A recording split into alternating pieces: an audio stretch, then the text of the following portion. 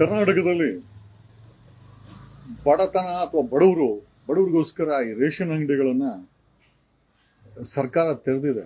But ಇವತ್ತು ration ಅಂಗಡಿಗಳಲ್ಲಿ ಈ ರೇಷನ್ ಕೊಡುವಂತ ಪರಿಸ್ಥಿತಿ ಎಷ್ಟು ಕೆಟ್ಟದಾಗಿದೆ ಅಂತಂದ್ರೆ, just believe it or not, ದಿನದಲ್ಲಿ ಕೇವಲ 10 ರಿಂದ 15 ಜನಕ್ಕೆ ಮಾತ್ರ ರೇಷನ್ ಕೊಡಲು ಒಂದು ರೇಷನ್ ಅಂಗಡಿಯಲ್ಲಿ ಸಾಧ್ಯ ಆಗತ್ತೆ. ನೀವು ಕೇಳ್ಬೋದು, ಅಲ್ರಿ ಇವರೆಲ್ಲ ರೇಷನ್ ಅಂಗಡಿಗಳಲ್ಲಿ ಇವ್ರಿಗಳೆಲ್ಲ ತಂಬ್ ಇಂಪ್ರೆಷನ್ ತಗೊಂಡ್ಬಂದಿದ್ದಾರೆ, ಕಂಪ್ಯೂಟರ್ ತಗೊಂಡ್ಬಂದಿದ್ದಾರೆ. ಇನ್ಫ್ಯಾಕ್ಟ್ ಹಿಂದೆ ರೆಸಿಪ್ಟ್ ಹಾಕಿ ಕೊಡಬೇಕಾದಂತ ಸಮಯದಲ್ಲಿ ಕೊಡ್ತಾ ಇದ್ದಂತ ಸ್ಪೀಡು ಇವತ್ತಿನ ರೇಷನ್ ಅಂಗಡಿಗಳಲ್ಲಿಲ್ಲ. ಕಾರಣ ಏನಕ್ಕೆ ಅಂತಂದ್ರೆ, ರೇಷನ್ ಅಂಗಡಿಗಳಲ್ಲಿ ಈ ಒಂದು ಸರ್ಕಾರಿ ನ್ಯಾಯಬೆಲೆ ಅಂಗಡಿಗಳಲ್ಲಿ ಹಾಕಿರುವಂತ ಕನೆಕ್ಟಿವಿಟಿ ಏನಿದೆ, ಈ ಸರ್ವರ್ಗಳೇನಿದೆ ಅಥವಾ ಕನೆಕ್ಟಿವಿಟಿ ಏನಿದೆ, ಅವುಗಳು ವರ್ಕ್ ಆಗಲ್ಲ. ಒಂದು ದಿವಸಕ್ಕೆ ಕರ್ನಾಟಕದಲ್ಲಿ ನಿಮಗೆ ಗೊತ್ತಿರಲಿ, ಒಂದು ದಿವಸಕ್ಕೆ ಕೇವಲ 12 ರಿಂದ 15 ಜನಕ್ಕೆ ಮಾತ್ರ ರೇಷನ್ ಅಂಗಡಿನಲ್ಲಿ ರೇಷನ್ ಕೊಡಬಹುದು. ಒಬ್ಬರಿಗೆ ರೇಷನ್ ಕೊಡ್ಲಿಕ್ಕೆ ಇವತ್ತಿನ ಈ ಒಂದು ಕಂಪ್ಯೂಟರ್ ಸಿಸ್ಟಮ್, ನ್ಯಾಯಬೆಲೆಯಲ್ಲಿ ಅಂಗಡಿರುವಂತ ಕಂಪ್ಯೂಟರ್ ಏನಿದೆ ವರ್ಕ್ ಆಗಲ್ಲ. ಅದು ಒಬ್ಬರಿಗೆ ರೇಷನ್ ಕೊಡ್ಲಿಕ್ಕೆ ಮಿನಿಮಮ್ ಅರ್ಧ ಗಂಟೆ ತಗೊಳ್ತದೆ. ಒಬ್ಬರಿಗೆ ರೇಷನ್ ಕೊಡಕ್ಕೆ ಆ ಕಂಪ್ಯೂಟರ್ ಅರ್ಧ ಗಂಟೆ ತಗೊಳ್ತದೆ. ಈ ರೀತಿಯ ಔಟ್ಡೇಟೆಡ್ ಸಾಫ್ಟ್ವೇರ್ಗಳನ್ನ, ಆಪ್ಗಳನ್ನ, ಸಾಫ್ಟ್ವೇರ್ ಸಿಸ್ಟಮ್ಗಳನ್ನ ನ್ಯಾಯಬೆಲೆ ಅಂಗಡಿನಲ್ಲಿ ಸರ್ಕಾರ ರಚನೆ ಮಾಡಿ, ಅಲ್ರಿ ಒಂದು ದಿವಸಕ್ಕೆ ಕೇವಲ 10 ಜನಕ್ಕೆ ಮಾತ್ರ ಈ ಕಂಪ್ಯೂಟರ್ ಇಂದ ಕೊಡಕ್ಕೆ ಎತ್ತು ಬಿಸಾಕ್ರಿ ಆ ಕಂಪ್ಯೂಟರ್ಗಳನ್ನ. ಕಂಪ್ಯೂಟರ್ ಏನಕ್ಕೆ ಬೇಕಾಗಿದೆ? ಅಲ್ರಿ ಬಡವರು ತಿನ್ನೋ ಅನ್ನಕ್ಕೆ ಕೇವಲ ನಾನು ನಮ್ಮ ಕೊಡಗೇಳಿನಲ್ಲಿ ಕೇಳ್ಕೊಂಬಂದೆ, ಕೇವಲ 900 ಒಂದು ದಿವಸಕ್ಕೆ ಕೇವಲ 15 ಜನಕ್ಕೆ ಕೊಡ್ಬೋದಂತೆ. 900 ಜನಕ್ಕೆ ಒಂದು ತಿಂಗಳೆಲ್ಲ ಅವ್ನು ರೇಷನ್ ಕೊಡ್ಬೇಕು. ಕಾರಣ ಇಷ್ಟೇನೆ, ನ್ಯಾಯಬೆಲೆನಲ್ಲಿ ಬಳಸ್ತಾ ಇರುವಂತ ಈ ಕಂಪ್ಯೂಟರ್ ಸಿಸ್ಟಮ್ ಅಲ್ಲಿರುವಂತ ಆ ತಂಬ್ ಇಂಪ್ರೆಷನ್ ವ್ಯವಸ್ಥೆ ಏನಿದೆ ಅದು ವರ್ಕ್ ಆಗಲ್ಲ, ಅದು ಔಟ್ಡೇಟೆಡ್, ಅದನ್ನ ಅಪ್ಗ್ರೇಡ್ ಮಾಡಿಲ್ಲ. ಅಲ್ರಿ ಕೋಲಾರದ ಮುನಿಯಪ್ಪನವರ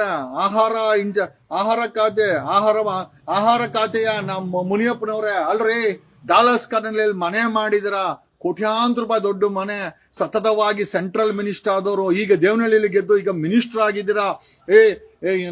ನಮ್ಮ ಸಮುದಾಯಕ್ಕೆ ಕೊಡಿ ಅಂತ ಕಿತ್ತಾಡ್ತಾರ. ಇಲ್ಲಿ ನೋಡಿದ್ರೆ ಯಾವುದೇ ಸಮುದಾಯ ಆದಾಗಲಿ ಈ ಕರ್ನಾಟಕದಲ್ಲಿ 1,60,00,000 ಕಾರ್ಡ್ ಹೋಲ್ಡರ್ಸ್ ಇದ್ದಾರೆ.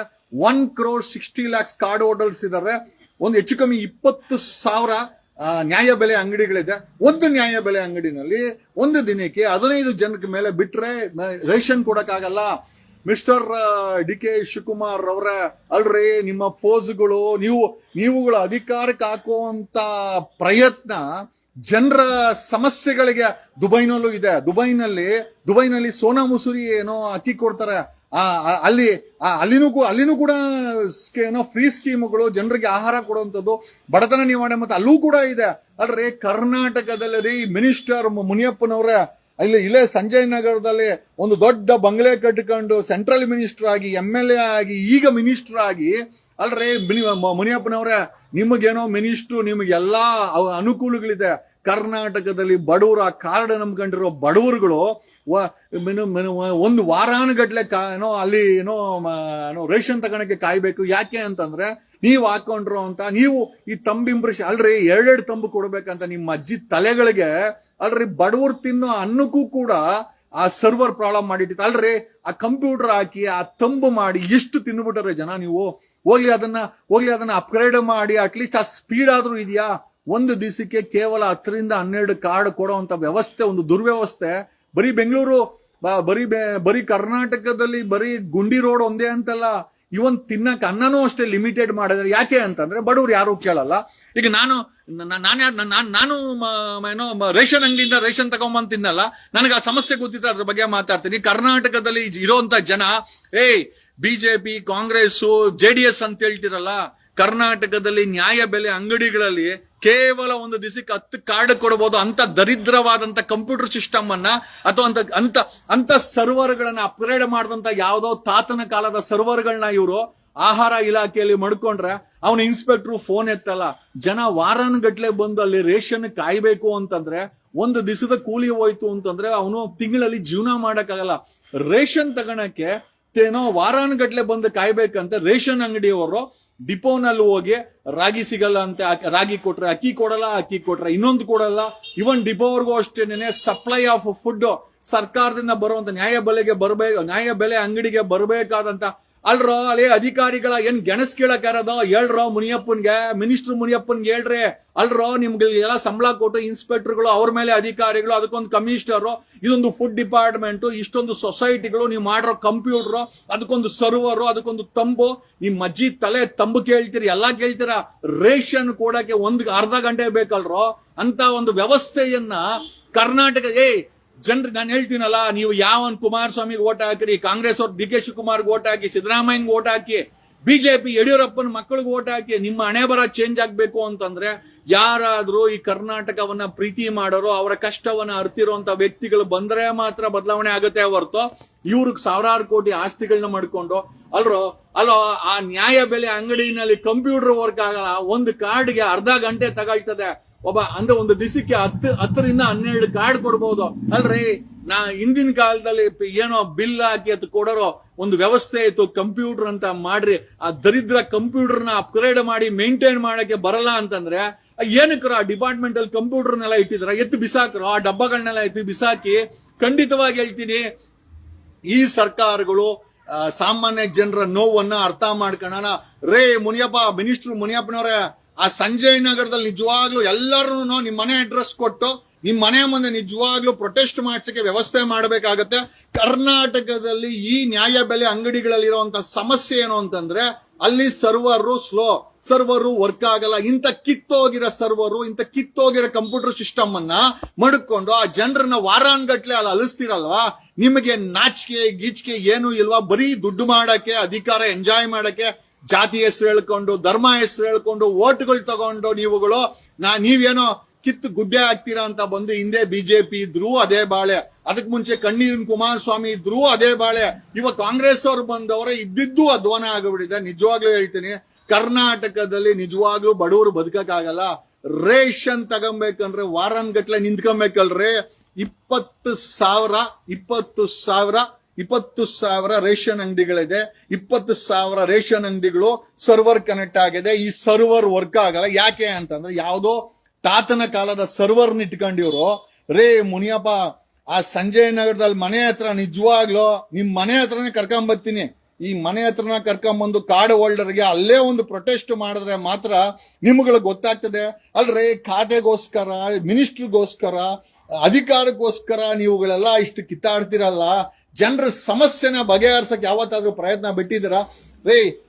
ಜನರ ಪರಿಸ್ಥಿತಿ ಹೆಂಗಿದೆ ಅಂತಂದ್ರೆ, ಆ ರೇಷನ್ ಅಂಗಡಿಯಲ್ಲಿ ಕಂಪ್ಯೂಟರ್ ವರ್ಕ್ ಆಗಲ್ಲ, ಸರ್ವರ್ ಕನೆಕ್ಟ್ ಆಗಲ್ಲ. ಒಂದು ದಿವಸಕ್ಕೆ 10 ಕಾರ್ಡ್ ಕೊಡಕ್ಕಾಗೋದು. 20,000 ರೇಷನ್ ಅಂಗಡಿಗಳಿದೆ. 1,60,00,000 ಕಾರ್ಡ್ಗಳಿದೆ. ಈ ಡಿಪಾರ್ಟ್ಮೆಂಟ್ ಅಲ್ಲಿ ಕೆಲಸ ಮಾಡಕ್ಕೆ ಅಧಿಕಾರಿಗಳು ಡಿಪಾರ್ಟ್ಮೆಂಟ್. ಆಮೇಲೆ ನೀವ್ ಹೇಳೋದೆಲ್ಲ ಫ್ರೀ ಸ್ಕೀಮ್ ಅಂತ ಅಲ್ರಿ, ನಿಮ್ ಮಣ್ಣಾಕ ನಿಮ್ಮ ಫ್ರೀ ಸ್ಕೀಮ್ ಅಂತ ಹೇಳಿ ಆ ಜನರನ್ನ, ಆ ಕಂಪ್ಯೂಟರ್ ವರ್ಕ್ ಆಗಲ್ವಲ್ಲ ಅಂತ ಕಿತ್ತೋಗಿರೋ ಕಂಪ್ಯೂಟರ್ಗಳನ್ನೆಲ್ಲ ಮಡಗಿ ಆ 1 ಕೋಟಿ ಜನರಿಗೆ ನ್ಯಾಯ ಬೆಲೆ ಅಂಗಡಿಲಿ ರೇಷನ್ ಕೊಡ್ತೀವಿ ಅಂತ ನೀವು ಮಾಡೋವಂತ ಸ್ಕ್ಯಾಮು.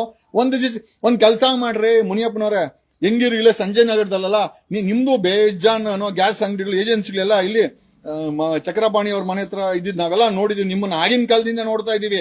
ಜಾತಿ ಹೆಸರು ಹೇಳ್ಕೊಂಡು, ಧರ್ಮ ಹೆಸರು ಹೇಳ್ಕೊಂಡು ಅಧಿಕಾರಕ್ಕೆ ಬಂದಂತ ನಿಮ್ಮಂತವರಲ್ಲ, ಎಲ್ಲ 3 ಪಕ್ಷದಲ್ಲಿ ಇಂಥವರೇ ಇರೋದು. ಅಧಿಕಾರ ಬೇಕು, ಬಟ್ ಯಾವುದೇ ಸಮಸ್ಯೆಯನ್ನ ಜನರು ಬಗೆಹರಿಸಲ್ಲ. ನಿಜವಾಗ್ಲೂ ಹೇಳ್ತೀನಿ ಮುನಿಯಪ್ಪನವ್ರೆ, 1 ವಾರ ನಿಮಗೆ ಸಮಯ. ನಾನು ಜನರನ್ನ ಗೆರಾವ್ ಹಾಕೊಂಡು ನಿಮ್ಮ ವಿಧಾನಸೌಧಕ್ಕೆ ಬರ್ತೀವಿ. I will bring the people to your ministry. ಇಲ್ಲೇ ಸಂಜಯ್ ನಗರದಲ್ಲಿ ನಿಮ್ ಮನೆ ಇದೆ ಮುನಿಯಪ್ಪನವ್ರೆ. ನಿಮ್ ಮನೆ ಹತ್ರ ಬಂದು ನಿಮ್ಮನ್ನೇ ಡೈರೆಕ್ಟ್ ಆಗಿ ಜನಗಳನ್ನ ಕೇಳಿ ಪ್ರಶ್ನೆ ಮಾಡೋ ಅಂತ ಪರಿಸ್ಥಿತಿಯನ್ನ ತೆಗೆದು ದಯವಿಟ್ಟು ಮಾಡಕ್ಕೆ ನಮ್ಗೆ ಫೋರ್ಸ್ ಮಾಡಕ್ ಹೋಗ್ಬೇಡಿ. ಅಲ್ರಿ, ಅಧಿಕಾರದಲ್ಲಿ ಕೂತ್ಕೊಂಡು ಹೋಗಿ ಇದನ್ನ ಮಾಡಕ ಕೇಳ್ರಿ ಡಿ.ಕೆ. ಶಿವಕುಮಾರ್ನ. ಸರ್ವರ್ ಅಪ್ಗ್ರೇಡೇಷನ್ಗಳನ್ನ ಮಾಡಿಸಿ, ಅಲ್ರಿ ದಿನಕ್ಕೆ 10 ಕಾರ್ಡ್ ಕೊಡುವಂತ ವ್ಯವಸ್ಥೆ ಮಾಡಿಟ್ಟಿದ್ರಲ್ಲ, ಮತ್ತೆ ಇನ್ನು ಕಿತ್ತೋಗಿದ ಕಂಪ್ಯೂಟರ್ ಏನಕ್ಕೆ ಬೇಕಾಗಿದೆ ನೋಡ್ರಿ. ಸಾಮಾನ್ಯ ಜನರು ನೋಡಿ, ಇವ್ರುಗಳು ಅಧಿಕಾರ ಬೇಕು, ದುಡ್ಡು ಮಾಡಬೇಕು, ಇವ್ರುಗಳು CM ಆಗ್ಬೇಕು, ಮಂತ್ರಿ ಆಗ್ಬೇಕು. ನಾನು 2-3 ದಿವಸದಿಂದ ಬರೀ ನೋಡ್ತಾ ಇದ್ದು, ನಮ್ ಜಾತಿಯವನಿಗೆ ಉಪಮುಖ್ಯಮಂತ್ರಿ ಕೊಡ್ಬೇಕು, ನಮ್ ಜಾತಿಯವನಿಗೆ ಅದ್ ಕೊಡ್ಬೇಕು, ಈ ಜಾತಿ ಅಂತಲೇ. ಆ ಬಡವರ ಜಾತಿನ ಏನ್ ಮಾಡಬೇಕು? ಎಲ್ಲಾ ಜಾತಿಯಲ್ಲೂ ಬಡವರಿದ್ದಾರೆ, ಎಲ್ಲಾ ಜಾತಿಯಲ್ಲೂ ನಿರ್ಗತಿಕರಿದ್ದಾರೆ, ಎಲ್ಲಾ ಜಾತಿನಲ್ಲೂ ಈ ರೇಷನ್ ಅಂಗಡಿನಲ್ಲಿ ರೇಷನ್ ತಂದು ತಿನ್ನೋ ಜನ ಇದ್ದಾರೆ. ಅವರೆಲ್ಲ ಎಲ್ಲಿ ಹೋಗ್ಬೇಕು? ಆ ಜಾತಿಗೆ ಏನೂ ಇಲ್ಲ. ಎಲ್ಲಾ ಜಾತಿಯವರು ಬಡವರಿದ್ದಾರೆ, ಎಲ್ಲಾ ಜಾತಿನಲ್ಲೂ ಆ ನ್ಯಾಯ ಬೆಲೆಯಲ್ಲಿ ಹೋಗಿ ಭಿಕ್ಷೆ ಬಿಡಿತಾರೋ ಅಂತದ್ದು. ಒಂದು ದಿವಸಕ್ಕೆ 10 ಕಾರ್ಡ್ ಕೊಡ್ತಿರಲ್ರೋ, ಮತ್ತೆ ಏನಕ್ಕೋ ಬೇಕು ಕಂಪ್ಯೂಟರ್? ಆ ಕಂಪ್ಯೂಟರ್ ಕಿದ್ದು ಸಾಕರೋ. ಬರೀ ತಿನ್ನೋದು, ತಿಂದು ತಿಂದು ತಿಂದು ಸಾವಿರಾರು ಕೋಟಿ ಆಸ್ತಿ ಮಾಡಿ ಏನೋ ಹೆಲಿಕಾಪ್ಟ್ರು, ಏನೋ ಪ್ರೈವೇಟ್ ಜೆಟ್, ಸದಾಶಿವನಗರದಲ್ಲಿ ಮನೆ, ಡಲಾಲ್ಸ್ ಕನೆ ಮನೆ. ಆದ್ರೆ ಜನರ ಪರಿಸ್ಥಿತಿ, ಬಡ ಜನರ ಪರಿಸ್ಥಿತಿ ನಿಜವಾಗ್ಲೂ ಮೂರಾ ಬಟ್ಟೆ ಮಾಡಿಟ್ಟಿದ್ರ. ನಿಮಗೆ ನಾಚಿಕೆ, ಮಾನ, ಮರ್ಯಾದೆ, ವ್ಯವಸ್ಥೆ ನೋಡಿ. ನಾನು ಹೇಳದಲ್ಲ, ಏನಕ್ಕೆ ಒಂದು ಬದಲಾವಣೆ ಬೇಕು, ಏನಕ್ಕೆ ಒಂದು ಹೊಸ ರಾಜಕೀಯ ಪರ್ಯಾಯ ಬೇಕು ಅಂತಂದ್ರೆ ಖಂಡಿತವಾಗಿ ಇದೇ ವ್ಯವಸ್ಥೆಗೆ. ಇವತ್ತು ಹೇಳಿದ್ನಲ್ಲ, ಈ ರೇಷನ್ ಅಂಗಡಿಗೆ ಹೋಗಿ ನಿಂತ್ಕೊಂತಾರ ಬಡವರ ಪರವಾಗಿ ಮಾತಾಡುವಂತ ರಾಜಕಾರಣಿಗಳು ಯಾರನ್ನ ಇದಾರ? ಇವ್ರುಗಳಿಗೆ ಅಧಿಕಾರ ಕೊಟ್ರು, ಆ ಜಾತಿ ಈ ಜಾತಿ ನಮ್ಮ ಜಾತಿಯವನು ನನ್ನಂತಿ ಅಲ್ಲ ಅಧಿಕಾರ ಕೊಟ್ರಲ್ವಾ? ಲಿಂಗಾಯತರು, ಕುರುಬರು, ಏನೋ ಗೌಡ್ರು ಎಲ್ಲ ಕೊಟ್ರಲ್ವಾ? ಆಮೇಲೆ ತುಳಿತಕ್ಕೆ ಒಳಗಾದ ಸಮುದಾಯಗಳಂತ ಹೋಗ್ಬಿಟ್ಟು ಏನ್ ಮಾಡಿದ್ರಿ? ಏನ್ ಮಾಡ್ತಾವ್ರಿ ಇವರೆಲ್ಲ? ಬರೀ ಅಧಿಕಾರನ ಎಂಜಾಯ್ ಮಾಡ್ಕೊಂತ ಇದಾರೆ, ಸಮಸ್ಯೆಗಳನ್ನ ಇನ್ನ ಜಾಸ್ತಿ ಮಾಡಿದಾರೆ. ಅಲ್ರಿ, ಕಂಪ್ಯೂಟರ್ ಇಟ್ಟು ಇವ್ರುಗಳು ಒಂದು ದಿವಸಕ್ಕೆ 10 ಕಾರ್ಡ್ ಕೊಡಕ್ಕಾಗೋದು. ಖ್ಯಾತೆ ಏನ್ ಗೊತ್ತಾ? ಸರ್ವರ್ ವರ್ಕ್ ಆಗಲ್ಲ. ಯಾಕೆ ಸರ್ವರ್ ವರ್ಕ್ ಆಗಲ್ಲ ಅಂತಂದ್ರೆ ಇವ್ರಿಗೆ ಇಷ್ಟ ಇಲ್ಲ. ದಿನಕ್ಕೆ 10 ಜನಕ್ಕೆ ಕೊಡ್ಬೇಕು. ಜನ ಆಹಾರ ಕೊಟ್ಬಿಟ್ರೆ ತಿಂದ್ಬಿಟ್ಟು ಇವ್ರಿಗೆ ಕೊಬ್ಬನ್ಬಿಡ್ತದಲ್ಲ, ಕೊಡ್ತಾ ಇಲ್ಲ. ಹಾಗಾಗಿ ನಿಜವಾಗ್ಲೂ ಹೇಳ್ತೀನಿ, ಕರ್ನಾಟಕದಲ್ಲಿ ಈ ಬಡ ಜನರಿಗೋಸ್ಕರ, ಸಾಮಾನ್ಯ ಜನರಿಗೋಸ್ಕರ ಒಂದು ಪರ್ಯಾಯ ರಾಜಕೀಯ ಬೇಕಾಗಿದೆ, ಒಂದು ಪರ್ಯಾಯ ರಾಜಕೀಯ ವ್ಯವಸ್ಥೆ ಬೇಕಾಗಿದೆ. ಇದಕ್ಕೋಸ್ಕರನೇ ನಾನು ಹೇಳಿದ್ನಲ್ಲ, ಬಿಟ್ಟು ನಾವು ಎಲ್ಲ ಹಾಳ ಹೋಗ್ಲಿ ಅಂತ ನಾವು ಸುಮ್ಮನೆ ಇರ್ಬೋದು. ಬಿಟ್ರೆ ಭಾರತವನ್ನ, ಕರ್ನಾಟಕವನ್ನ ಎಣದ ಮೇಲೆ ಹಾಕಿರುವಂತ ಮೂರಾ ಬಟ್ಟೆ ಮಾಡಿಟ್ಟಿದ್ದಾರೆ, ಐಸಿಯುನಲ್ಲಿ ಇಟ್ಟಿದ್ದಾರೆ. ಇದೆಲ್ಲ ಬದಲಿಸಬೇಕು ಅಂತಂದ್ರೆ ಖಂಡಿತವಾಗಿ ಒಂದು ರಾಜಕೀಯ ಪರ್ಯಾಯ ಬೇಕು. That's the reason we are bringing A party. ನಾವ್ ಏನಕ್ಕೆ ಪಾರ್ಟಿ ತರಬೇಕು, ಏನಕ್ಕೆ ನಾನ್ ಪಾರ್ಟಿ ತರಬೇಕು ಅಂತ ವ್ಯವಸ್ಥೆ ನಾನು ಡಿಸೈಡ್ ಮಾಡಿದ್ದು ಅಂತಂದ್ರೆ, ಈ ಮೂರು ಪಕ್ಷಗಳು ಯಾವನಿಗೆ ಓಟ್ ಹಾಕಿದ್ರು ಕೂಡ ಬರೀ ದುಡ್ಡು ಮಾಡೋದು, ಅಧಿಕಾರ ಮಾಡೋದು, ಆಮೇಲೆ ಅಧಿಕಾರಕ್ಕೆ ಬಂದ್ರೆ ಮೀಸೆ ತಿರುವಿ ದಬ್ಬಾಳಿಕೆ ಮಾಡೋದು.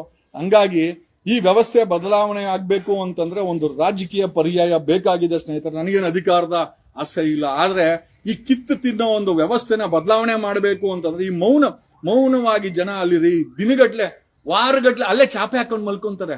ರೇಷನ್ ಅಂಗಡಿ ಹತ್ರ ರೇಷನ್ಗೋಸ್ಕರ ಚಾಪೆ ಹಾಕೊಂಡ್ ಮಲ್ಕೊಂತಾರೆ. ಏನಕ್ಕೆ ಅಂತಂದ್ರೆ ಅವರು ಒಂದು ದಿವಸ ಹೋದ್ರೆ ರೇಷನ್ ಸಿಗಲ್ಲ. ಈ ಕಿತ್ತು ಹೋಗಿರೋ ಸರ್ವರ್ ಅಂತ, ಈ ಕಿತ್ತು ಹೋಗಿರೋ ಕಂಪ್ಯೂಟರ್, ಈ ನಿಜವಾಗ್ಲೂ ಮುನಿಯಪ್ಪ ಸರಿ ಮಾಡಪ್ಪ.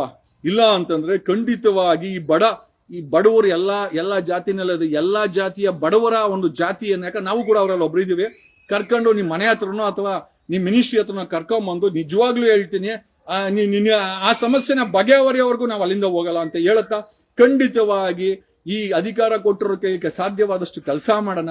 ಒಂದು ಬದಲಾವಣೆ ತರೋಣ. ನೀವೆಲ್ಲ ನಮಗೆ ಸಪೋರ್ಟ್ ಮಾಡಿದ್ರೆ, we need A change in system.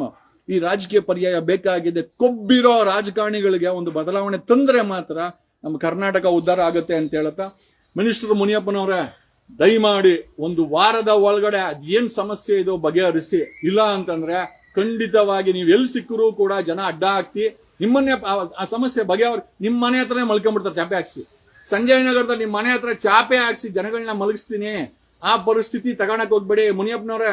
ಆ ಮನೆ ಹತ್ರ ಈಚೆ ಕಡೆ ಒಂದು 100 ಜನ ಕರ್ಕೊಂಡು ಒಂದು 2,000 ಜನಕ್ಕೆ ಚಾಪೆ ಕೊಡಿಸಿ ಅಲ್ಲೇ ಮಲಗಿಸ್ತೀನಿ. ಈ ಪರಿಸ್ಥಿತಿ ಮಾಡಕ್ ಹೋಗ್ಬೇಡಿ. ಈ ಒಂದು ವ್ಯವಸ್ಥೆನ ಬದಲಾವಣೆ ಮಾಡಿ. ಯಾಕಂದ್ರೆ ನಿಮ್ಮನ್ ಬಿಟ್ರೆ, ಯಾಕಂದ್ರೆ ನೀವೇ ಮಿನಿಸ್ಟರ್, ನಿಮ್ಮನ್ ಬಿಟ್ರೆ ಬೇರೆ ಯಾರನ್ನ ಕೇಳಕ್ಕಾಗತ್ತೆ?